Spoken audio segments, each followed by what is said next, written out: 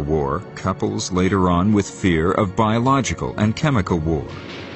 What if the Soviets spread deadly bacteria over highly populated areas, or spray into the air invisible chemicals that can kill thousands on contact? A decision is made in high places.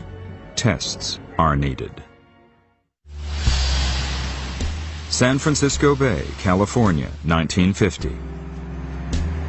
During 7 days in September, the Army simulates a bacteriological attack on the city. Declassified Army documents reveal that in 6 such attacks, large amounts of bacteria called Serratia marcescens are sprayed towards San Francisco from a small Navy boat in the bay. Carried by the wind, the airborne bacteria spread over a large area. The Army wants to know how far the bacteria can go. These declassified maps of the actual test show the extent of the area that is covered. The Army decided to do what was called a vulnerability test program. And the effort was over a period of 20 years, actually, between 1949 and 1969, when hundreds of tests were conducted over populated areas to see whether, by spraying germs and certain chemicals, whether they would endanger a large population. And the Army did spray a lot of bacteria around, although they weren't the highly dangerous kind that would be used as an actual weapon. The bacteria that they used did have some health risks.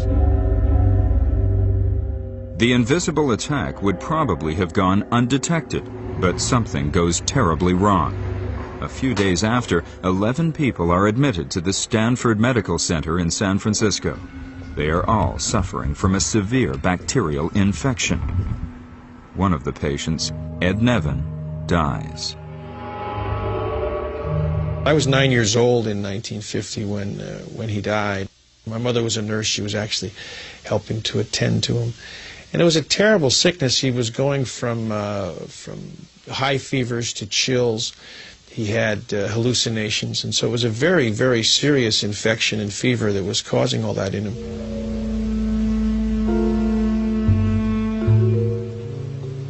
The Serratia marcescens infection is so unusual to the doctors and scientists at the hospital that 3 of them team up and write a scientific article about it. At the time, the doctors are unaware of the tests the Army had conducted using the same type bacteria just days before. The scientific article is published in October 1951 in the Journal of the American Medical Association, reaching a very limited readership. However, the Army does see the article, and a panel of 4 military scientists reviews the case. Some months after, they concluded, and this is a very strange conclusion, that the Army's bacteria and the bacteria that caused the infections in the hospital were not of the same strain or the same nature, and that any relationship was apparently coincidental. That was a real stretch.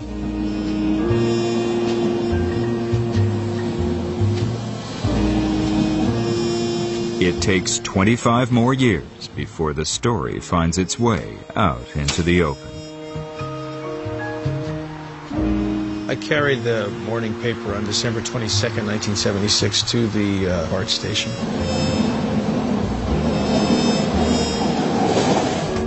I was reading the front page and read with some interest because of my work as a trial lawyer. The front page told a story of testing that was done in 1950 in San Francisco. I was surprised, but actually somewhat cynical as a trial lawyer. Nothing surprises me anymore was sort of my then 35-year-old attitude. I turned the page and was shocked to find my grandfather's picture. And they related the story that in fact he was the only one who died from the testing, that he died from Serratia marcescens, the very bacterium that was sprayed in the air. Nevin consults with his family and decides to take the federal government to court. The trial begins on March 16, 1981, more than 30 years after the actual event took place. The heart of the case to me was that you can't test American people like guinea pigs. I mean, if we have anything in our country, we proudly look at with disdain upon the practices of the Soviet Union and the Iron Curtain countries of those days in the midst of the Cold War. So the heart of the case to me was this terrible discovery that we were no better than what we were describing. 3 months later, on May 20th, the Honorable Judge Conte rules against Nevin on all counts. He concludes that the Army's decision to test falls within the discretionary function exception, which gives the United States government immunity from lawsuits on such matters. The United States Supreme Court later upholds this ruling. What would have been required to win this case would have been to overcome hundreds and hundreds of years of tradition of governmental immunity that we got from England, and that was a king. And it was still a remnant of our law, even in America, with our form of government. And His Honor at least felt it became clear that we couldn't overcome that special protection the government has. You just can't sue the government for these important matters, says the immunity doctrine. And so what it would have taken to win the case would have been to overcome that immunity doctrine, and at least in these judges it wasn't so.